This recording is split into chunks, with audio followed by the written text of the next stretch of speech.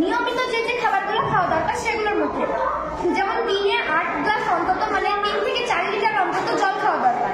তারপর 40% কার্বোহাইড্রেট বা শর্করা, শর্করার মধ্যে চাল, গম, মানে ভাত, রুটি, মুড়ি, তারপর পাউরুটি, এগুলো খাওয়া দরকার যাতে আমরা শক্তি পাই। পড়ানো রয়েছে, পরিবার বাড়ি রয়েছে, স্কুল রয়েছে, হসপিটাল রয়েছে। এখানে হয়তো সব ভার্সিটির সব প্রতিষ্ঠান আমরা দেখাতে পারিনি, কিন্তু চেষ্টা করেছি একটু বলতে আমরা ভার্সিটি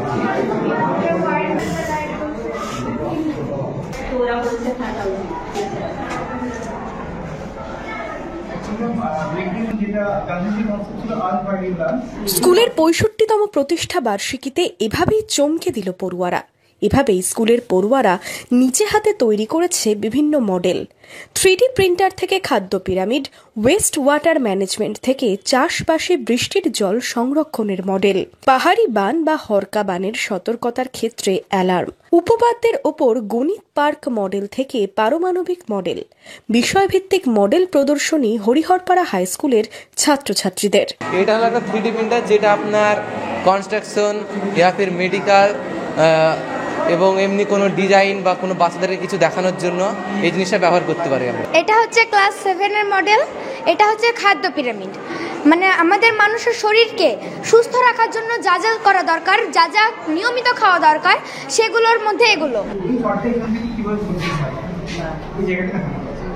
স্কুলের শিক্ষকদের সাথে মডেল প্রদর্শনী ঘুরে দেখলেন ইউনিসেফের প্রতিনিধি সোনালী জানা, হরিহরপাড়ার বিধায়ক নিয়ামত শেখ ও অন্যান্য জনপ্রতিনিধিরাও। ছাত্রছাত্রীরা মূলতই তারা তাদের উদ্ভাবনী ভাবনা দিয়েই শ্রদ্ধেয় মাস্টারমশাই দিদিমণিদের সাহায্য নিয়ে বিভিন্ন মডেল প্রতিস্থাপিত করেছে।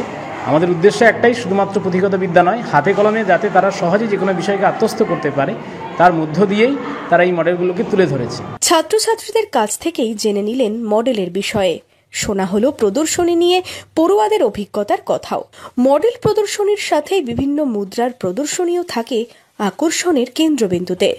মডেল প্রদর্শনী ঘুরে কি বললেন বিধায়ক? আমাদের ছাত্রছাত্রীরা মানে কয়েকটা ঘরে যেভাবে প্রথম যুগ, আদি যুগ থেকে আরম্ভ করে এই পর্যন্ত যে সমস্ত সব ছবি এঁকেছেন বা অনেক সিস্টেম তৈরি করেছেন, তাতে আমার ছাত্রছাত্রীদেরকে একটা ধন্যবাদ জানাই।